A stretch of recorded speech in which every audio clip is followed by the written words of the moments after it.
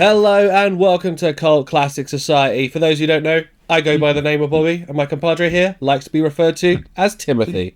How you doing, Tim?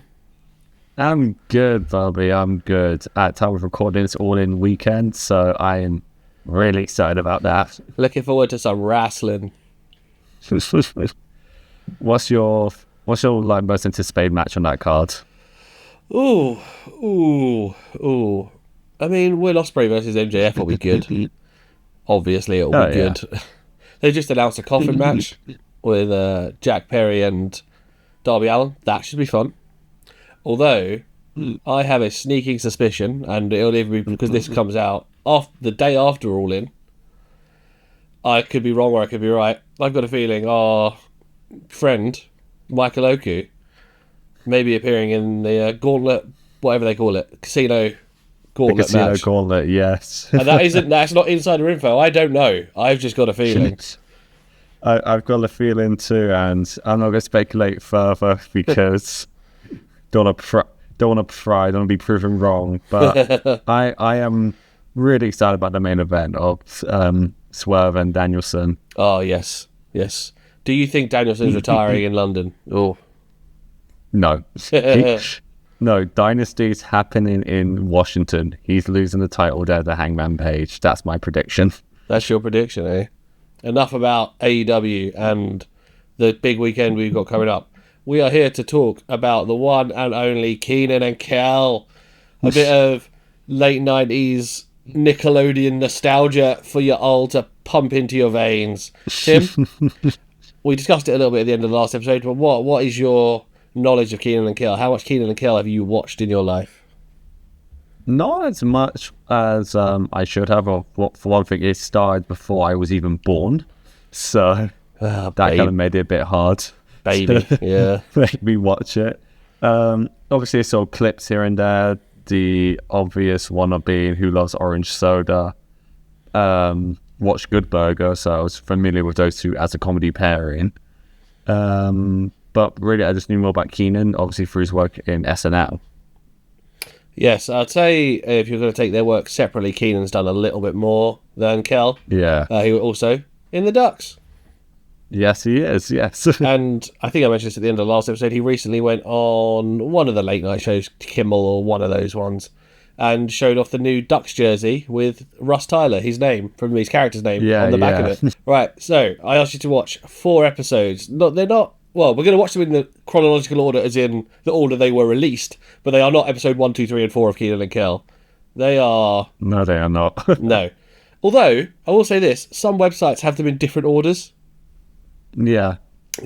So we're going to start with Series 1, either episode 2 or 4, depending on who you ask. It's called The Tainting of the Screw, which is obviously a take on famous Shakespeare play. Tim, come on. Is it Taming of the Shrew? The Taming of the Shrew. Oh, Tim, look at you. Bringing back that GCSE English knowledge. Wait, Taming of the Shrew was never done in my GCSEs. It's all about Romeo and Juliet, baby. Oh, I thought you was about to say you didn't do your GCSEs. Okay. It would explain a lot, wouldn't it? Yeah, it would. I'm not doing my GCSEs. I'm going to sit and watch horror in a dark room. Which you got to do for A-level, I suppose, so... Yeah, actually, yeah. Did you like my impression of you as well? I thought it was pretty good. Yeah, it was very accurate. So, that iconic intro, it's not as well known. So, again, you might be too young for this, and my wife, who's only a couple of years younger than me, but the intro to The Fresh Prince of Bel-Air is iconic, right? Loads of people my age, loads of millennials know every word to it. And it gets played in clubs. It used to get played in clubs at unis all the time, right? They played it at my prom. Yeah, there you go. Do you know all the words to that one? Not the extended 3-minute version.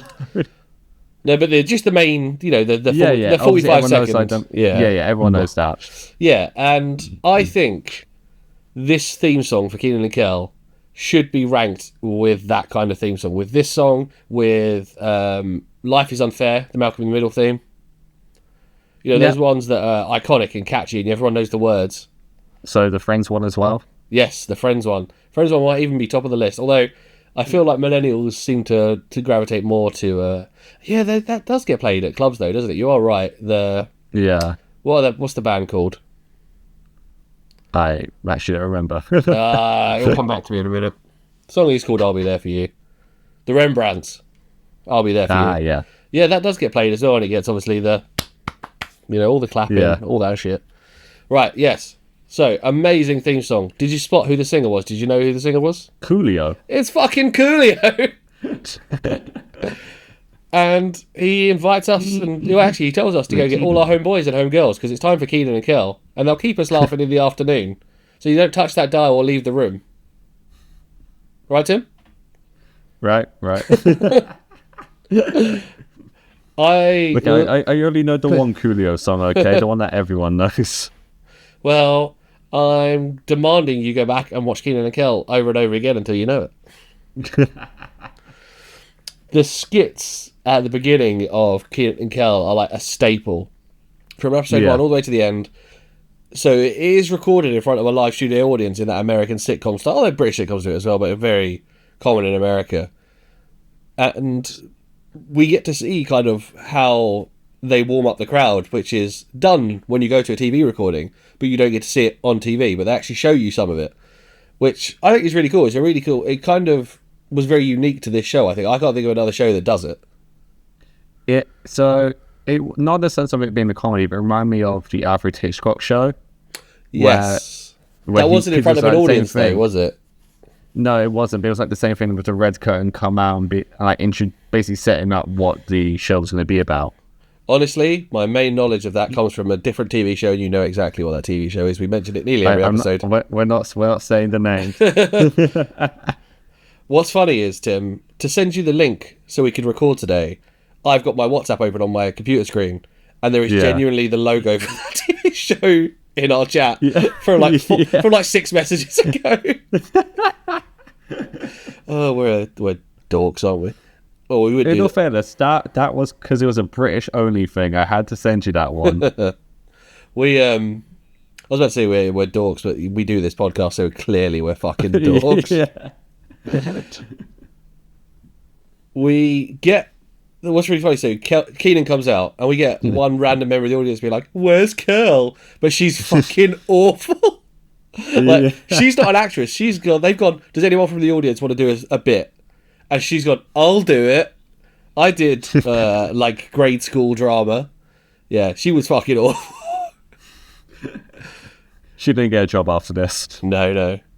Kel comes out in some fishing gear, and for some reason he has a tuna, and Kenan gets obsessed with the tuna that Kel has brought out. Yeah. And he gives him an idea for the episode. And we get the kind of long-standing joke that is at the beginning of every episode, where Kenan walks off saying he's got some kind of plan, and Kel's like, "No, don't do it." And this one is, "Kenan, don't be thinking about me and Tuna Man." And what is the classic line, Tim? You probably know, it was in all 4 of these episodes we watched. It's in every episode. It starts basically every show after the skit. Would you believe that I never noticed it down once?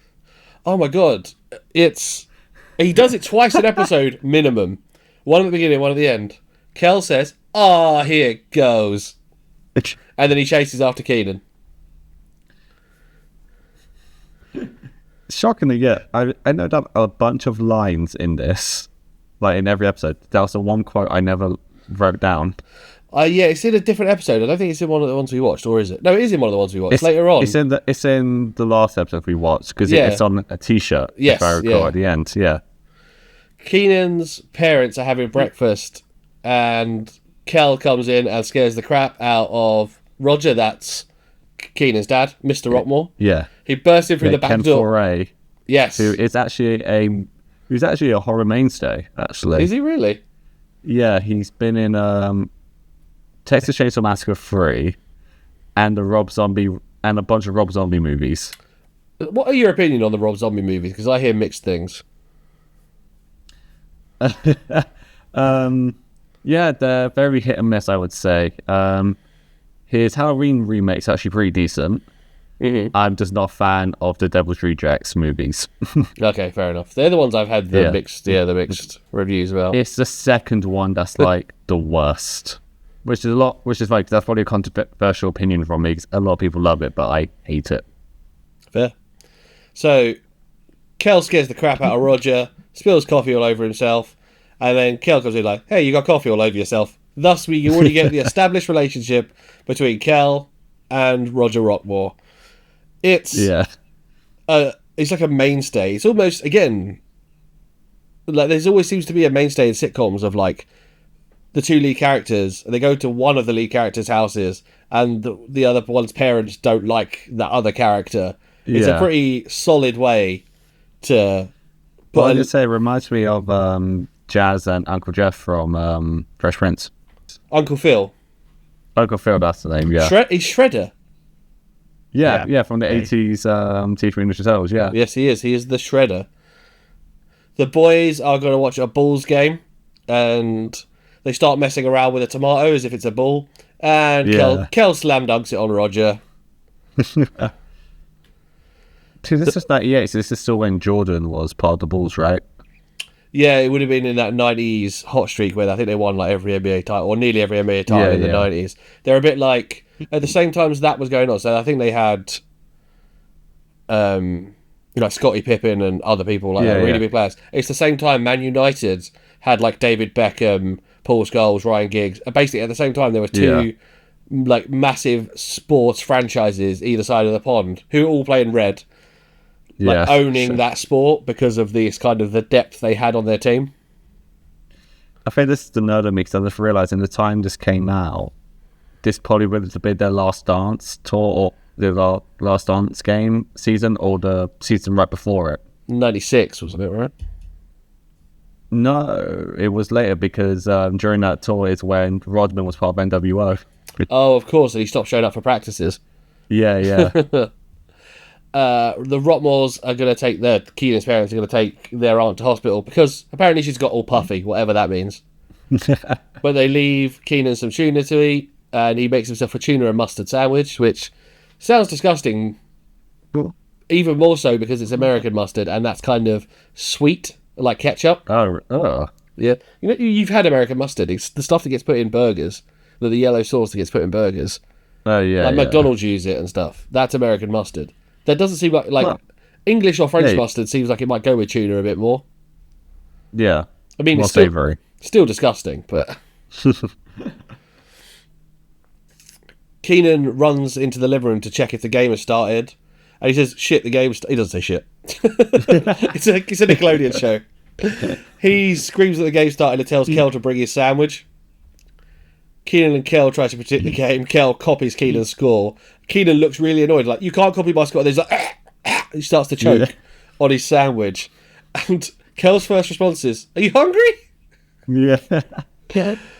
Kel performs the Heimlich maneuver, and after it works, Kenan realises that it was a screw that got stuck in his throat. Yes. We take a trip to Kenan's workplace, Rigby's, the grocery store, and we meet his boss, Chris. Now, Chris reminds me of another character from the TV show where you said we weren't going to mention, but fuck it. Who do you think I've got written as the character? So, Chris, who does he remind? It can't be Millhouse. No. Who would he remind you of? Skinner. Oh. Yeah, I don't know why. He just always has reminded me of Seymour Skinner. It might be the haircut. It might be, yeah. I think this first episode he's got the long hair, right? But then after that it becomes the short cropped. Like Skinner's one, yeah. Kel steals some Morris soda, essentially. This happens a lot in the show. Yeah. He's like, just starts drinking, and Chris is like, you going to pay for that? Kenan tells the story about a woman finding half a frog in her fried chicken. What does Kel ask? What did he ask? He says, where was the other half? And Chris just says, try not to speak.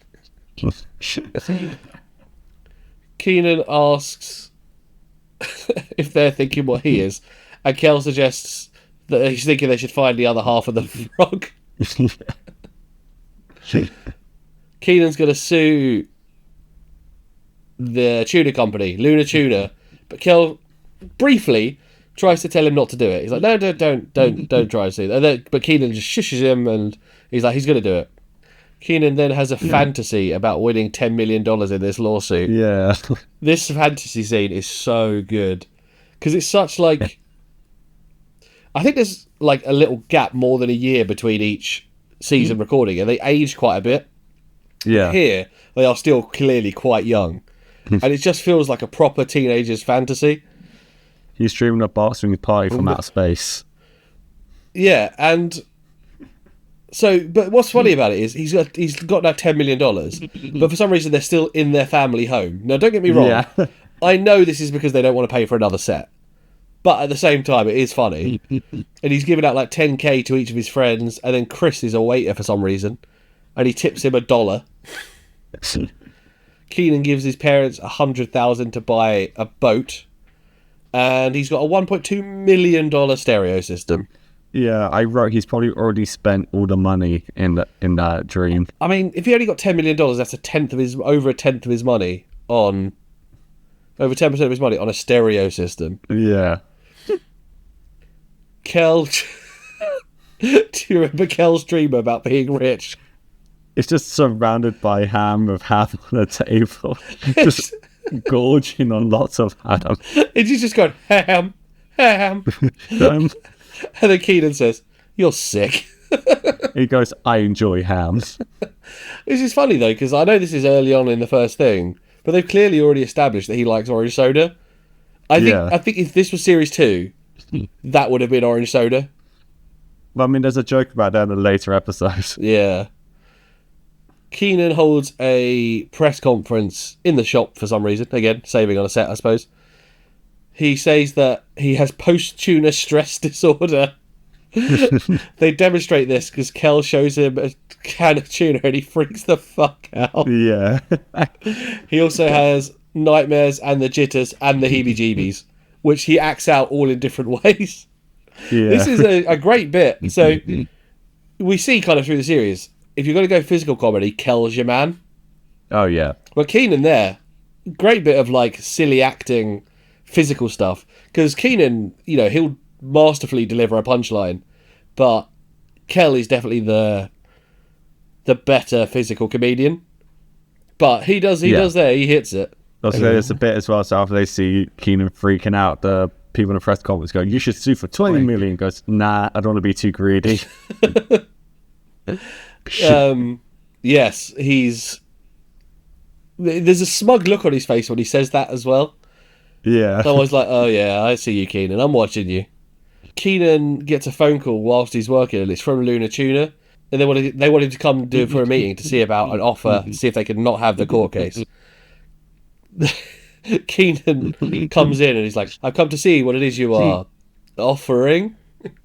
They offer him a lifetime supply of tuna. And Kel's like, take it! And Kenan's like, what, so I can choke on more screws? They offer him 1,000. He says no. They offer him 5,000. He says no. He goes to leave. They offer him 1 million. And Kel makes them also throw in the lifetime supply of tuna. Yeah. And he still says no. He says, see you in court. And like, there's a moment here, when you realise what happens at the end, you realise why Kel tries to stop him going for the lawsuit.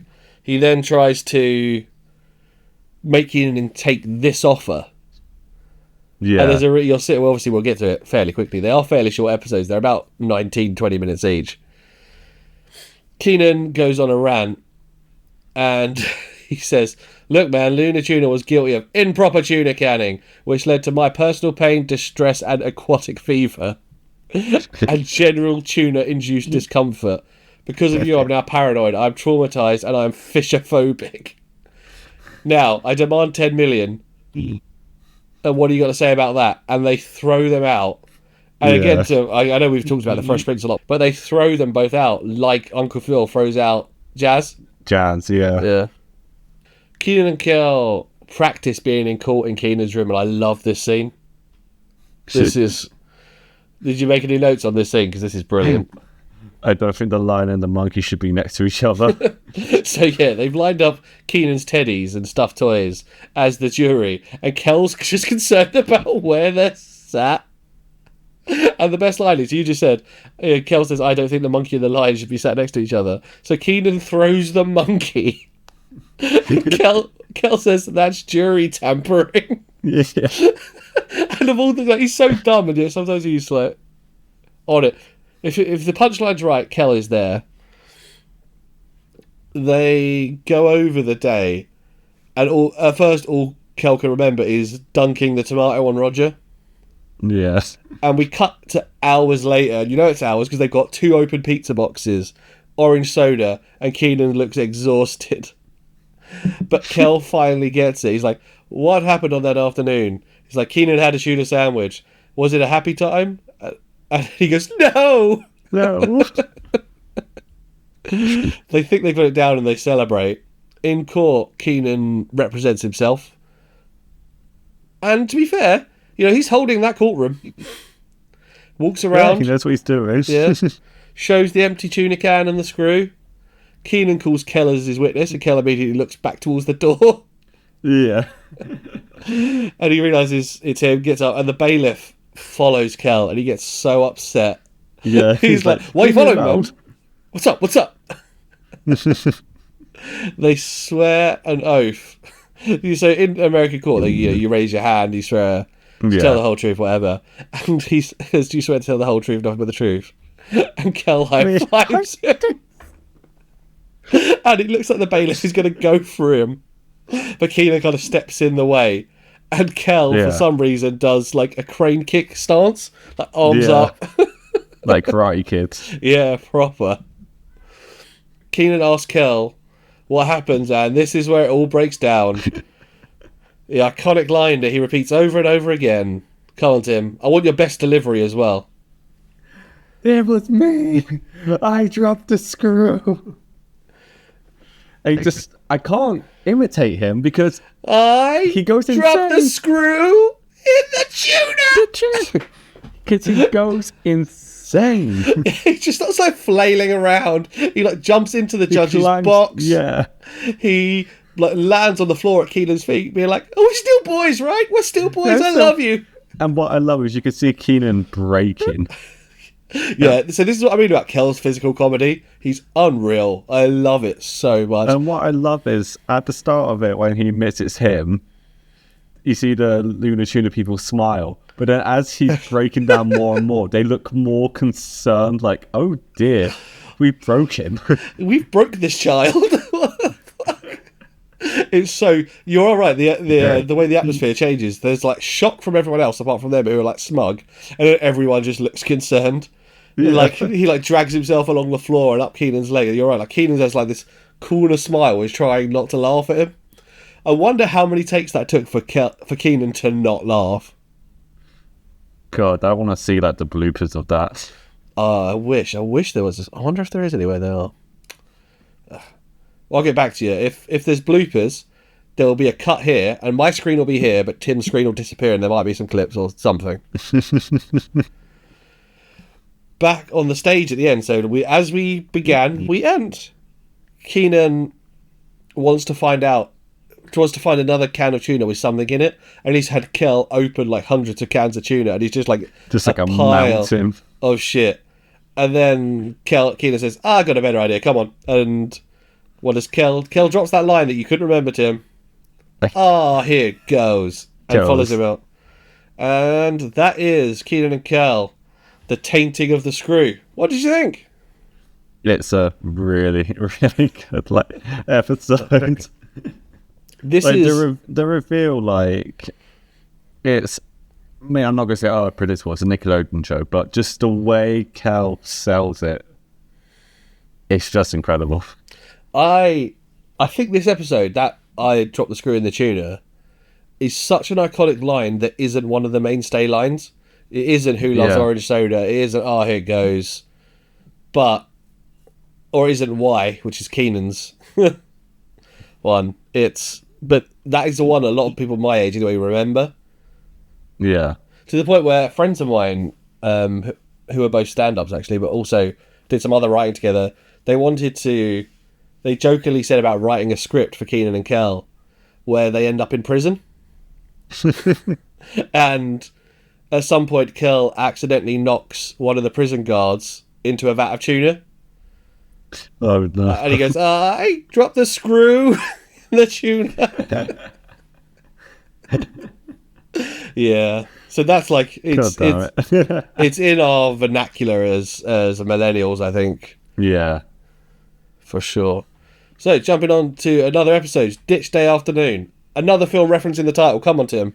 Dog Day Afternoon. Yeah, he's catching up now. Well done. I saw it in cinema. Did you really? Yeah, Prince Charles Cinema. You'd have been quite... Oh, I was going to say, I wouldn't have been born. I was going to say, were you young? But no, you were fucking hell. This is Series 2, Episode 4, Ditch Day Afternoon. We open on the stage again. They got all these intros are slightly different. They come out. Kenan's like... Kel says, show Kenan you love him. Show Kel that you care. They get a big round of applause. It's all very lovely. But then Kenan tells Kel that they're going on an adventure. And Kel says, they're not going on an adventure. Why? Why are they not going on an adventure? Because he has a new contract that specifically states no crazy adventures or hijinks. No getting into trouble. And Kenan says, who told you that nonsense, Fluffy? And I love how Kenan's always got these nicknames for Kel. Like, yeah. Kenan says troublesome situations equals funny, and they want the show to be funny, don't they? And Kel says no. And then Kenan takes Kel's contract and asks for a balloon. The balloon comes in, it's an orange coloured balloon, which is appropriate. And he attaches Kel's new contract to a balloon and lets it float away. And then Kel delivers this line where he goes, Kenan, must we get in trouble yet again? Oh, here it goes. And then, yeah. We immediately start in class this time, so they're at school. And who do we meet at the beginning? Janice, I think. You might be right. It might be Janet. She's an inconsequential character. It doesn't matter. She tries to mock Kenan by saying, was his mummy too busy to help with his Spanish homework? And he says, well, obviously your mummy was too busy to help you take a bath. Stanky! Such a fucking child. Did you catch the Spanish teacher's name? It's not... No, I'm getting out confused with another cat she's played because it's not Mrs. Dimbley. No. So the Spanish teacher is called Miss Queso. And queso is obviously Spanish for cheese. Kel walks in late and she says, Kel, you're late. And he goes, oh, thank you. Yeah. He asks why, and he says he was grabbing Kenan's Spintendo, which is obviously a video game. Janice says they're not supposed to have those in school. And he says, you're not supposed to have that. Snitch. Yeah, she's horrible, isn't she? He says, and you're not supposed to have that big old pimple on your head. I think she's got a little crush on Kenan, you know. That's how I saw her. Yeah. The teacher you bully the ones you have a crush on. Yeah, and she's so snarky about it as well.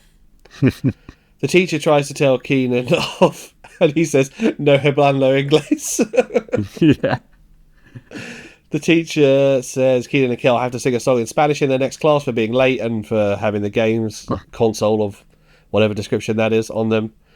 Kenan protests. He gets stuck in his desk when he stands up. Yeah. So it's like that. We don't have them here, really.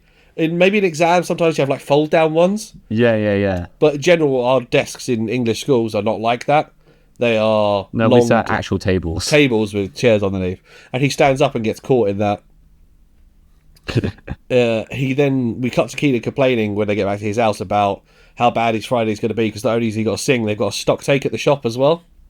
Yeah. And take it from me, personal experience, stock takes are a shitter. Fucking hate stock takes.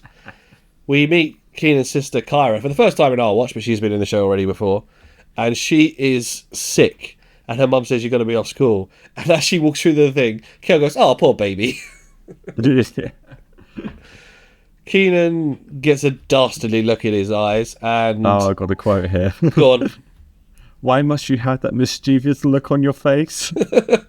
I love how, like, although Kel is the stupid one who fucks up all Kenan's plans, Kel doesn't want to be part of Kenan's plans. Yeah. Kenan says they're going to pull a sickie, essentially. Yeah. And he says it'll be fun. And Kel says, last time you said we were going to have fun, I ended up butt naked in the zoo. And Kenan says, that was the first time I ever heard a giraffe giggle. Kel shows up Friday morning as if they're going to school, but Kenan's like, we're not going to school, stupid. Kel was hoping he'd forgotten. Kenan writes a fake sick note. He has an earache. And do you remember what he says about Kel? Do you think in Kel's sick too? No, he says he's got an infected tongue. Kenan has a messenger come, and this guy is so like fucking Wayne's World. I said Keanu Reeves impression. Yeah, like kind of Bill and Ted. Keanu. Yeah, I see that. I went straight for Wayne's World, but Bill and Ted, it's the same. It's the same fucking idea. Yeah. Kenan calls Chris, and he pulls like a cough on, and I thought it was weird because he's clearly then given a different reason to why he's off to the school and Chris. Why did it not just be an earache for both? Then he doesn't have to put on the stupid voice. He's a child. He's not thinking clearly. Yeah. Roger comes down and tells them they have to head off to school. Kel nearly gives away the game by saying, we're not going to school, before Kenan like launches him out the door. In Spanish, they realise they're not there. Kenan and Kel then go to the bank to get some cash so they can go. There's a bit in the Spanish class when they're realising they're not there. They say, the teacher says, at first today we are going to learn why French people don't speak Spanish. Yeah. Oh, it's a proper little throwaway gag. I think sometimes it's a bit like The Simpsons, like the Miss Queso line. He's there if you know it. Yeah. Yeah, I love those little gags. So yeah, the Kenan and Kel go to the bank and they need some cash to go to the arcade and the cinema. Then what happens, Tim? A robbery takes place.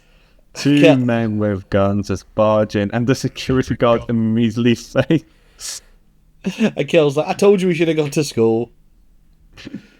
The pair of robbers make Kenan and Kel go to get the cash. Kel points out that all the customers have wallets and jewelry. Should he collect those too? And obviously everyone gets annoyed at Kel.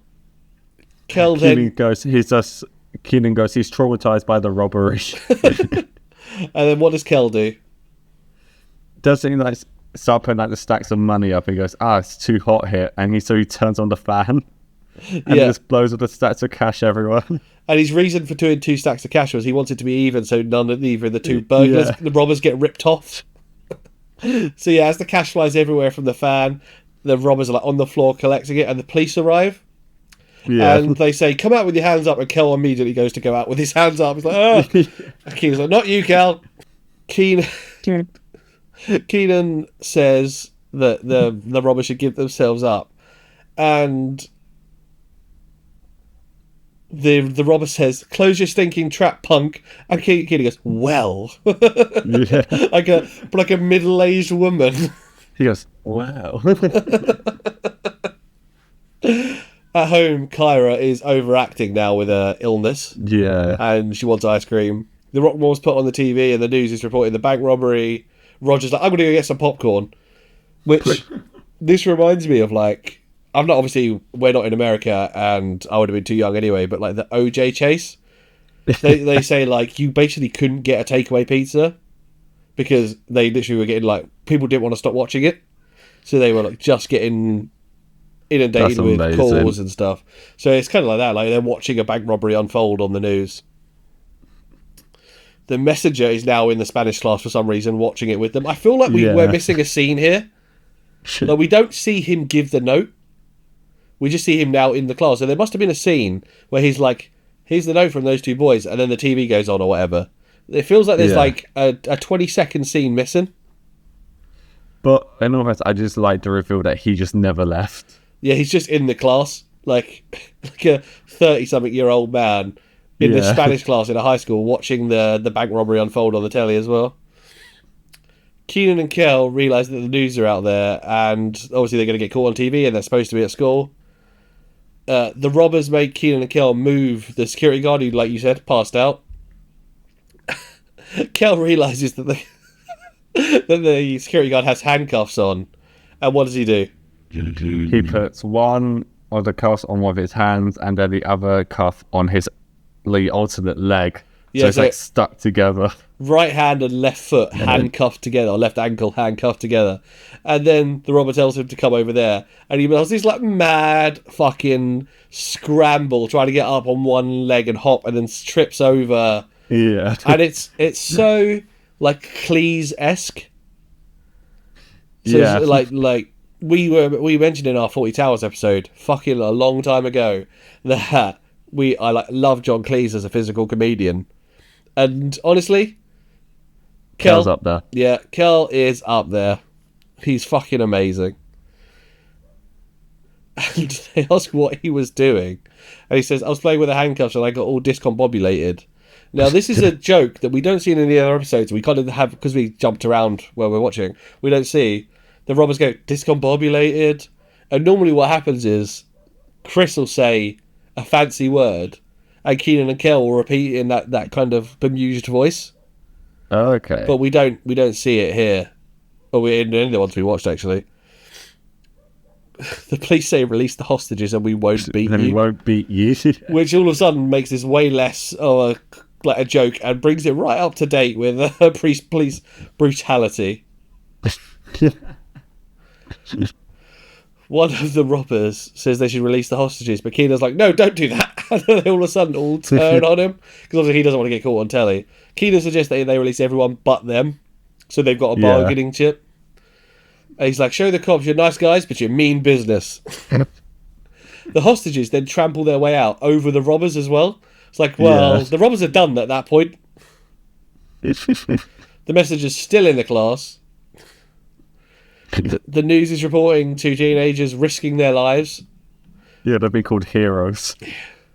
The robbers give out their demands, like 2 million, a car, and Kel adds what does he add to it? Orange soda. And all of a sudden, the Rockmores are like, what is that? No. Yeah. And then the robbers ask, why orange soda?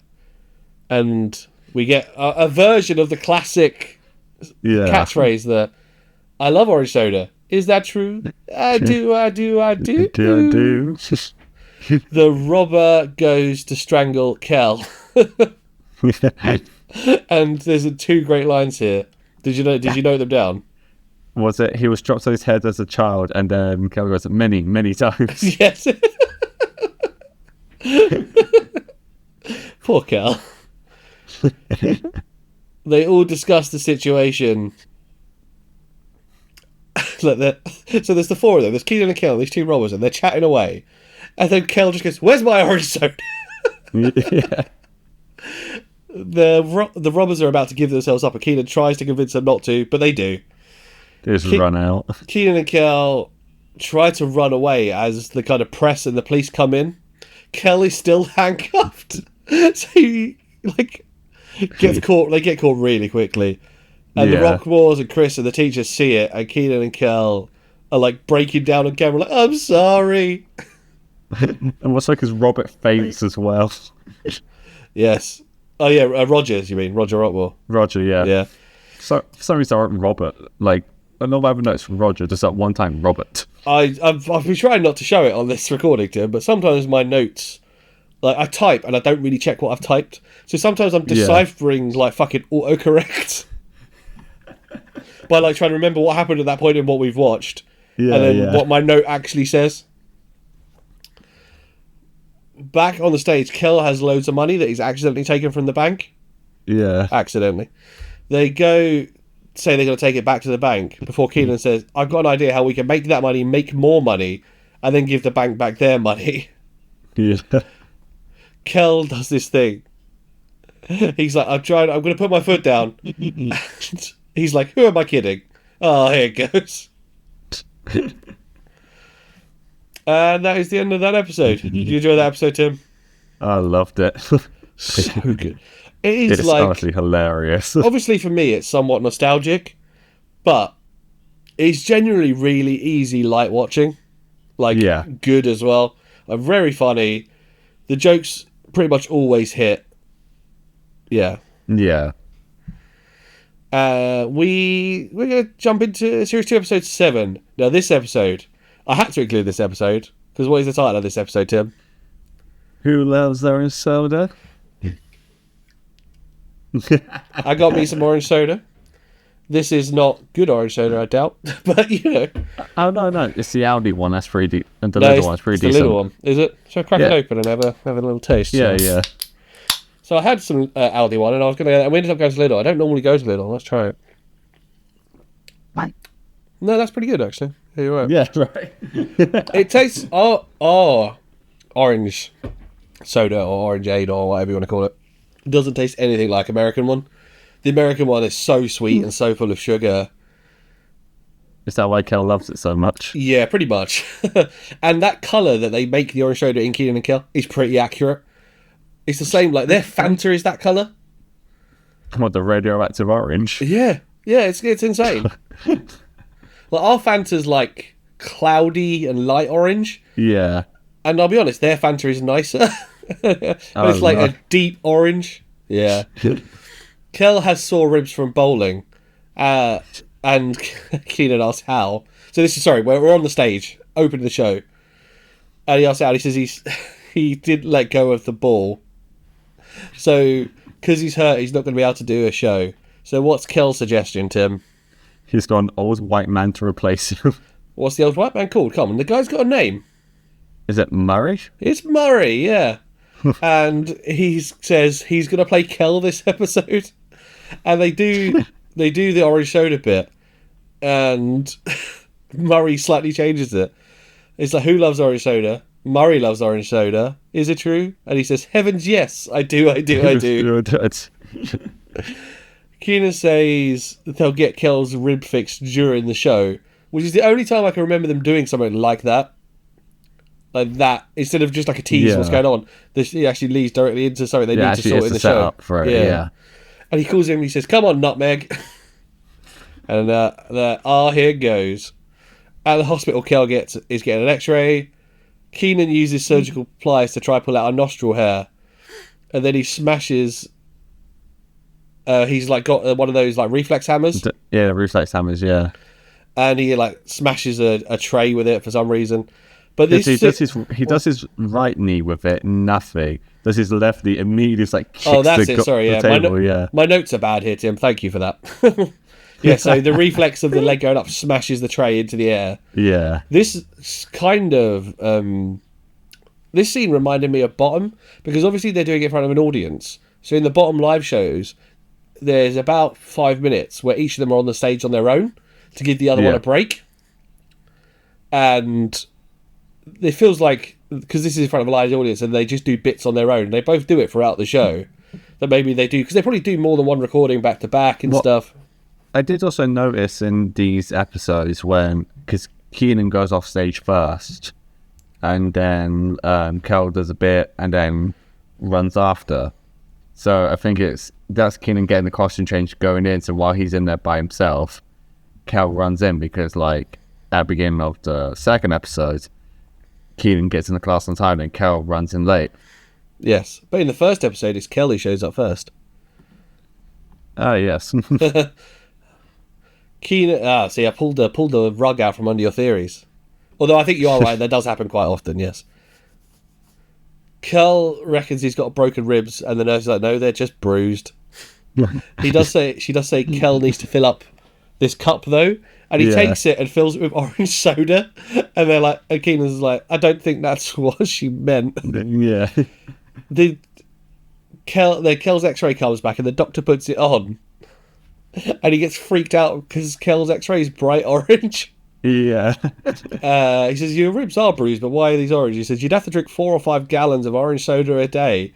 And Kel goes, your point? Kel says he's in a lot of pain and can barely move until the nurse comes back in with a shot and he freaks the fuck out and runs away. Yeah, sprints out. I did notice, because this is the 90s, a typical male-female nurse-doctor dynamic. Yeah. The female is the nurse, the doctor is the male. I don't know, if you did that show today, you'd probably intentionally, to prove that you're not doing it, change things around. Yeah. Like there's we'll talk about Scrubs one day, but there's a really kind of on the head episode of Scrubs where there's a character who's a male nurse and they keep calling him the Nurse and taking the piss out of him, And again, I think that episode made... Well, there's a lot in Scrubs that wouldn't happen today. But we'll get around to that when we get around to it, Timothy. Oh, we definitely will. Back at Rigby's, Kel is laying on the counter and he asks Kenan to get him an orange soda. As he does, Chris comes in with a huge box, can't see where Kel is, and he puts it directly on top of Kel. Yeah, on top of his bruised ribs. Chris says Kel needs to stop drinking orange soda. There's a leap here. I feel like there's something missing again. Like, why does him laying on the counter and getting a box dropped on him mean he needs to stop drinking orange soda? It feels like there's a bit of dialogue here that was removed again. No, wasn't there a bit, because you could look, obviously Kenan going to get orange sodas, I think Chris has just said, like, I see you drink it all the time kind of thing. Maybe, yeah. It just, I don't know, maybe they're doing it for time, but sometimes there's jumps in dialogue where you're... Yeah. Where, I understand when you're forced to make a leap of logic to make the thing, but this is like, why would Chris say that now? It doesn't make sense. Yeah, absolutely. Kenan bets that Kel can't not drink orange soda for a week. The loser has to sing the national anthem in the shop on the counter wearing a lady's nightgown. Wouldn't be the bet they would put in an episode now, I don't think. No. No. They but that is the bet. It's the 90s. They are teenage boys. They're gonna have to. The loser's gonna have to sing the national anthem on the counter in Rigby's, which, unless story points dictate, is empty all the time. So you know. Kenan nearly tricks Kel straight away. Yes. Do you remember what he did? They're like, oh, we'll have a drink on it, and you just gives him an orange soda. Yeah, they go to toast the bet, and Kel is like an inch from drinking it. Yeah. For some reason, Kel is staying at Kenan's, maybe so they can keep an eye on the bet. Yeah, I think that's it. Kenan puts orange, so Kel's like asleep on, like his sleeping bag on the floor, and Kenan puts an orange soda right next to him, like a full 2-litre bottle. Kel does like the reverse of his catchphrase. It's like, who loves orange soda? I don't love orange soda. Kel does this dramatic scene. He says, who do you think you are? You know, like in a film, or like, it's like Old Yeller, where they're like, I don't want you, you stupid dog, where they're like, for the dog's benefit, they're trying to get rid of them. That's what he does with the bottle of orange soda. He's like, get out of here. And then he apologises and like cuddles it to sleep. Because he breaks the bottle so it starts leaking. He's like, I'm sorry. He wraps it in a blanket, cuddles it. And yeah, he falls asleep very quickly. And he dreams that he is in an orange soda hot tub with Roger as his butler and Kenan as his orange soda boy. But when he comes and Kenan gives it to him, the orange soda is like solid and it won't come out of the cup. And then, for some reason, Roger and Kenan laugh and they summon an orange monster to get Kel. And it all gets a bit weird, and the orange monster is a bit old Doctor Who. Yeah. Kel wakes up and he's covered in orange soda from the bottle that you said, obviously. He had like spilt some and was apologising to it. Kenan wakes up, so at some point, Kel's dropped off. Kenan's come back in and he's gone, oh, Kel's asleep, got into bed. And then Kenan sees the empty bottle. He's like, you drunk it. And he checks Kel's tongue. And Kel's not got an orange tongue. So he's like, all right, I believe you this time. Plus, surely the room stunk of orange soda. Yeah. Back at Rigby's, and it's been 3 days. And Kel is having full-on withdrawals. Yeah. She's like shaking. He's looking like a Dave Chappelle's like crackhead character from the Chappelle Show. Is that what he's doing? I've never watched the Chappelle Show. Really? No. Kel sucks on an actual orange, but it doesn't work. He says this isn't going to work. And Chris suggests a hypnotist, because Chris used to have a fear of sandwiches. Kel goes to the hypnotist and Kenan follows. Chris says, Kenan, you're supposed to be working. He just says, no, thank you. No, thank you. They go to the hypnotist, and who else is in the hypnotist, Tim? There's a lady there who has a... Enjoying your orange soda? I am. There's a lady who has a small dog, and it's not aggressive enough, so she's getting the hypnotist said to make the dog more aggressive. So it could be an attack dog. Yes. And what does Kenan do? So they both had, so Kel and the lady had to fill out on the form what they're getting hypnotized for, and they both go to the room. And like on the dentist, we go to like a dentist, they had the patient forms on the front of the door, so the hypnotist knows straight away what they're doing. He swaps the forms over. And the hypnotist comes in and immediately calls Kel Dustin. Yeah. And Kel tries to protest and say that no, he doesn't need to be hypnotized to be more aggressive, which is what the hypnotist says. And but before he could like protest too much, the hypnotist just like puts him under. And Kel's hypnotized face is so funny. I can't do it justice, but it's very good. The hypnotist makes it so that if Kel hears a bell, he'll become more ferocious. We jump back to Rigby's, and an old lady has come in for some reason. 9 jars. This is weird. 9 jars is excessive of extra chunky mayo. What the fuck is that? That sounds gross. Mayo shouldn't be chunky. No, it's clear the mayo's gone off. Yeah. Kenan and Chris go out the back to get it. The lady is just kind of hanging in the shop, and so is Kel. She asks Kel if she can get change, not knowing Kel doesn't work there. So Kel's like, yeah, no worries. He like hops over the counter and opens the till, and the till dings when it opens, and Kel goes mad and acts like a rabid dog until the phone rings, turns him back to normal, and that's what brings Kenan back. And Chris and Kenan still haven't realised what's happened. There's something odd about this old lady. Did you catch what it was? No, what was odd about her? She's an old British lady.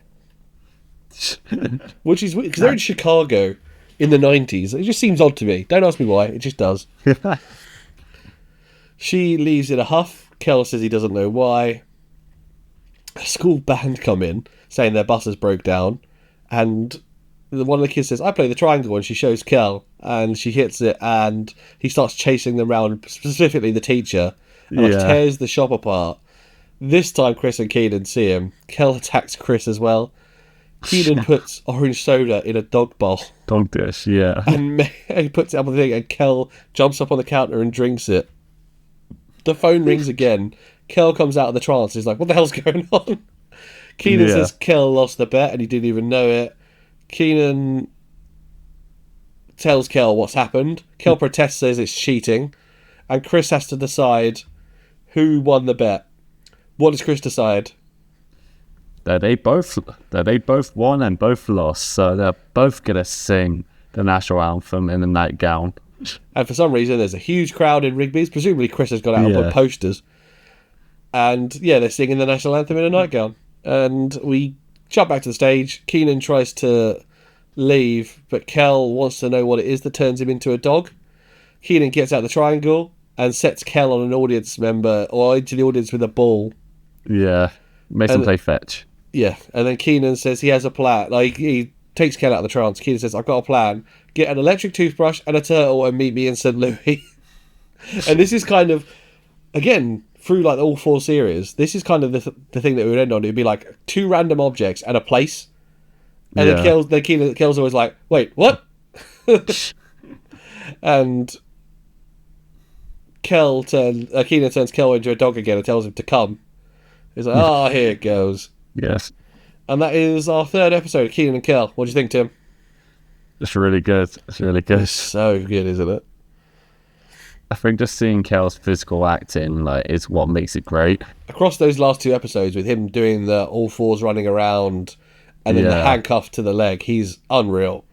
Absolutely. Yeah, I could watch Kel prat around for fucking hours, and I have, and I'll do it again. We're going to go one more episode. Last episode we're going to look at in this episode of our podcast, Tim. Series 3, episode 8, IQ Can Do Better. We're on the stage. Kenan notices Kel's wearing a new cologne, and we hear their internal monologue, which is another thing that, again, they only do this once, I think. And you hear Kenan say the cologne's horrible, and then Kel says there's a creepy guy with a sombrero. Kenan says it's his cousin. This is all played over the speakers, and they're not saying anything, and it's as if it's in their head. And they do this whole thing. Even that, here it goes. Oh no, they say it out loud, that bit, doesn't he? And Kel still says that out loud. But he's like, literally, they're like shouting after Kenan as Kenan goes and does his bit. But without shouting, it's all over the speakers. Until here it goes. We start at the Rockmore's house. Kel is passed out on their dining table.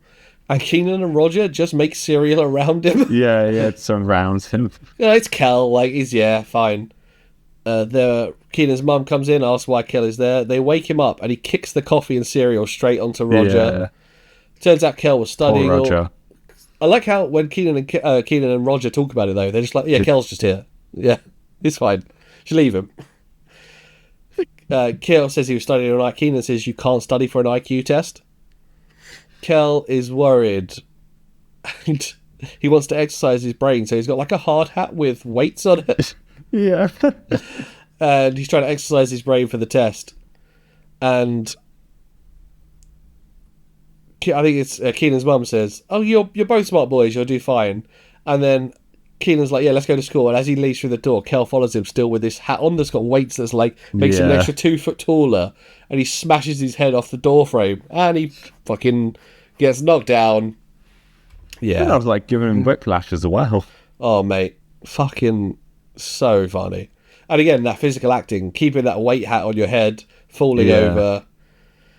They're in class, and Kel's trying to study the dictionary. He says, "Well, they've got a word for everything in here," which is such a good line.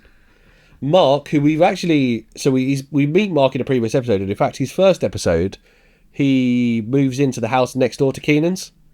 Oh, okay. And Kenan's got this, like, antique family heirloom watch that he got from his dad. And Mark's obsessed with clocks and watches, so he thinks Mark's stolen it. And it turns out he hadn't. It turns out Kenan's dad took it to get it repaired. So they, like, break into Mark's house.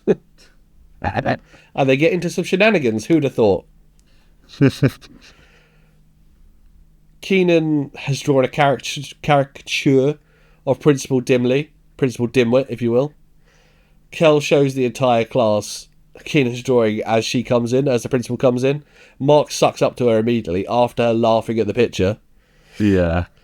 Kel tries to give the picture back to Kenan, and Kenan's like, "I've never seen that in my life." She just ignores them. Time for the test. She says it's the most important test they'll ever take, which I think is really funny. Adding the pressure onto Kel. Yeah. Kel tries to ask Kenan what's the answer for question 1. 1 to 100. Yeah. And Mark finishes straight away because he's a dweeb. Yeah. Mark, have you noticed here? The character, the guy playing Mark, he looks about 30. He's got 5 o'clock shadow. Yeah. I don't know how old he is, but he is clearly...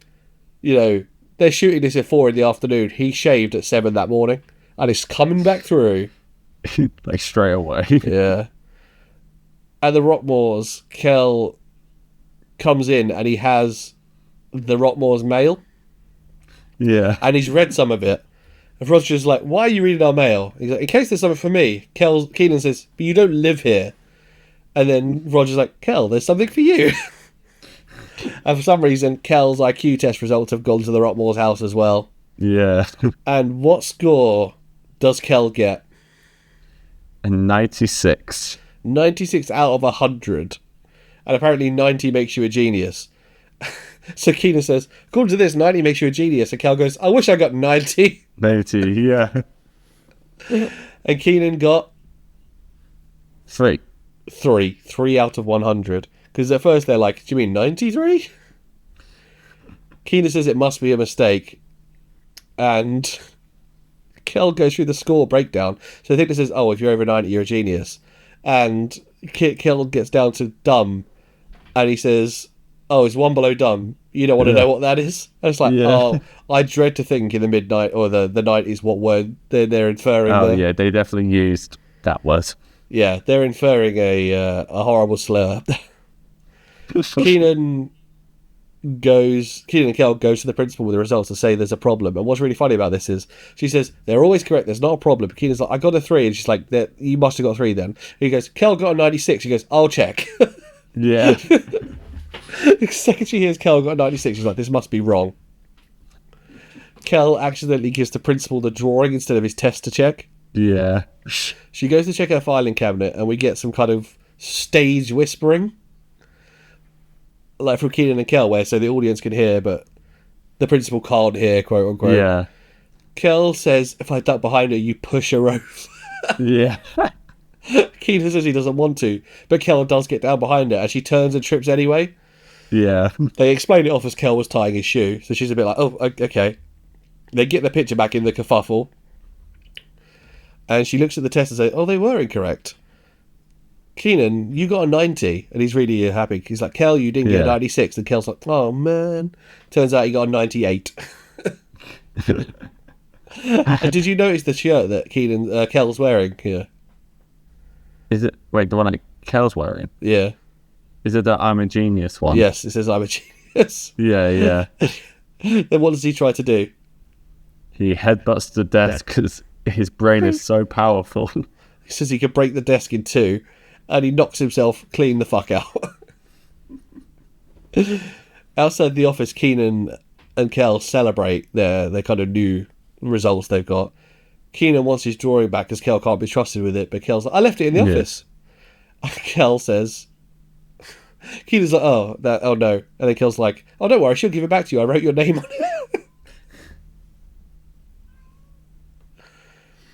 it.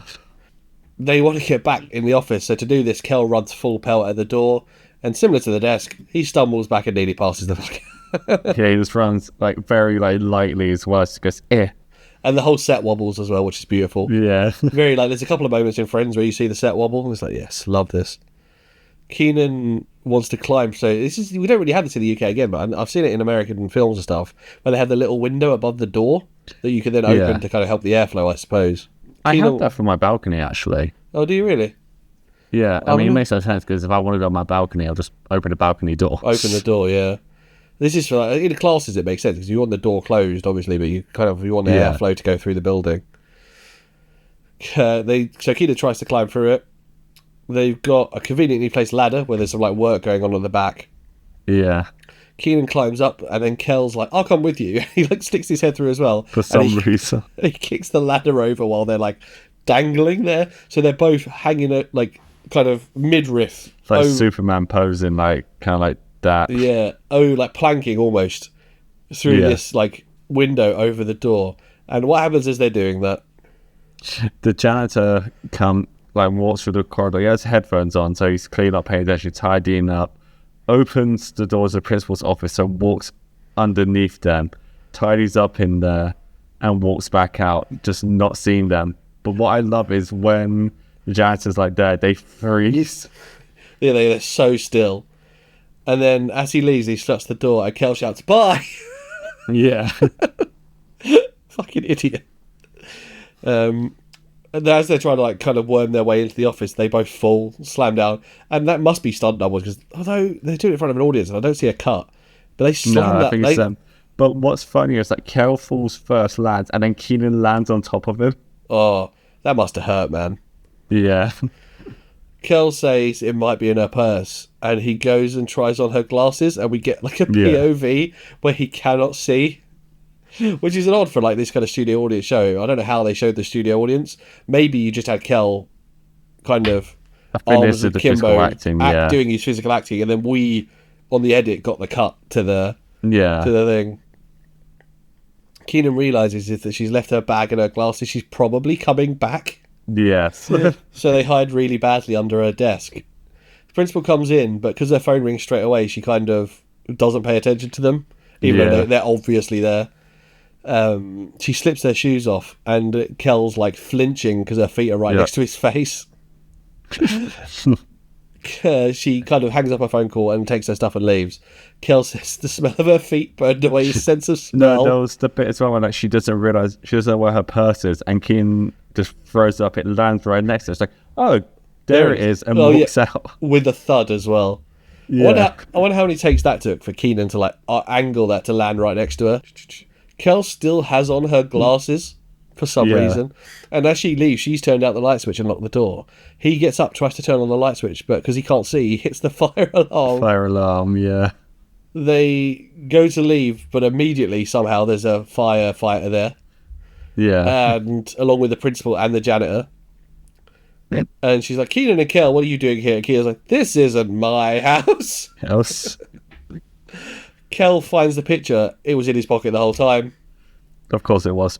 Of course it was. The janitor takes it and sees it, loves it. And the principal goes to look at it and she's like, all squinty-eyed, and Kel goes, oh, you'll need your glasses. Gives them to her. So she can see the fucking picture. And that kind of ends the bulk of the episode. We get Kenan and Kel back on stage with Kel wearing his Genius shirt. Kenan makes him take it off. And what's he got underneath? I'm still a genius. And then under that? Oh, it's here we go. There's one more before that. What's the one for it? So Kenan calls him a nut. He's got another shirt on underneath that says, I'm not a nut. And Kenan, sorry, as is the way they do. So Kenan says, grab a spice rack, a spice girl, and a spicy burrito and meet me at the ice rink. Now come on, Froggy. Oh, and amazing. then Kel says, which spice girl? Posh, Scary, Jeremy, Tootie? And then he reveals, like you said, another t-shirt that says, oh, here it goes. And that's the end of the episode. There's a foray of 4 of my favourite Kenan and Kel episodes. What did you think of that last episode, Tim? Amazing. I know it's like with like the second and fifth one, it was really just like tied to like the main bulk of the episode, like about just one location, which it might have been limitations of sets or whatever, but I feel like it brought out like more creativity with it. Like the jokes had to hit more because of that. Yeah, agreed. I think their skill as performers is what holds the show together. Because when you look at it, no one else in any of the episodes we watch really stands out. Everyone is there for them to bounce off of. So some people do have the occasional funny line, but they're delivered more subdued than Kenan and Kel deliver anything. It's like absolutely. It's like, I'd say like you'd have the cast there, you know, and they are a supporting cast. It's like they're there to lift Kenan and Kel up, but Kenan and Kel don't need lifting up. Kenan and Kel are like the highlight of this world, and they're so fucking funny. Like I said, Kenan's delivery of lines and his facial expressions is beautiful. Kel's physical comedy is like, I'd put him on par with so many other physical comedians we've spoken about and ones we haven't. Name like another top physical comedian, your Jim Carreys, and people like that, and I would put Kel with them. Yeah, I would definitely put him up there because he is incredible. Good. I'm really glad. I knew. Well, we spoke about this, and you had watched a couple of episodes, so I knew you liked Kenan and Kel. I was interested to see what 25-year-old yes Tim felt about Kenan and Kel as to probably you watching it as like kind of in your mid-teens or whatever. Yeah, I mean, it still holds up. It massively holds up, doesn't it? It's still very funny. In the main, it's very innocent. Yeah. And again, in the main, aside from like a couple of little things like the doctor nurse thing, there isn't anything for me that hugely dates it or holds it back from still being good now. No, I think it still holds up perfectly. Yeah. Good. I'm glad. What are we going to be talking about in a couple of weeks, Timothy? Oh, I am excited for this one because I recently, well, not recently, like 2 months ago, so quite recent, did a marathon at this show at the Prince Charles Cinema. Okay. And I'm not sure if you've actually ever watched it, which would be really interesting. Have you heard of Garth Marenghi's Dark Place? I've watched some Dark Place. I'm not a big fan. I watched loads of it when I used to work at the media store, we'll call it. Some of my colleagues would watch Dark Place on lunch, and I'd catch some of it. I know what it is. I've never sat down and actually watched it though. Well, there are 6 episodes of the whole season, but we're going to obviously just watch 4 of them because they're like 25 minutes each. Cool. So and you can watch them all on Channel 4, the website. So lovely, nice and easy. So we are going to cover the first episode, Once Upon a Beginning. The second episode, Hell Hath Fury.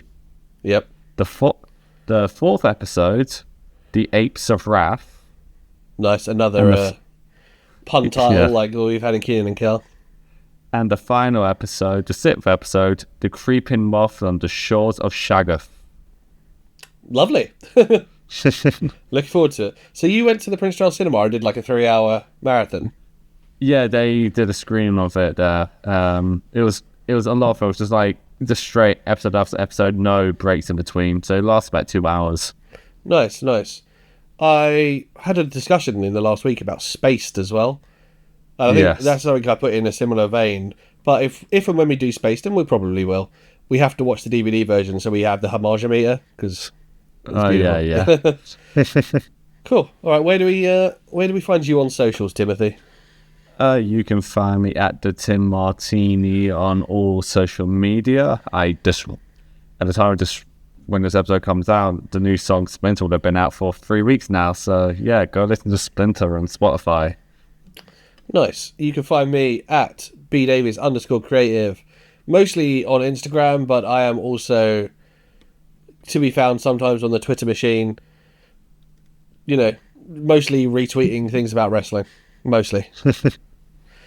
What about the show, Tim? Where do people find the show? They can find this whole show everywhere at CC Society Pod or Cult Classic Society. Just search that up on all the socials, you'll find us.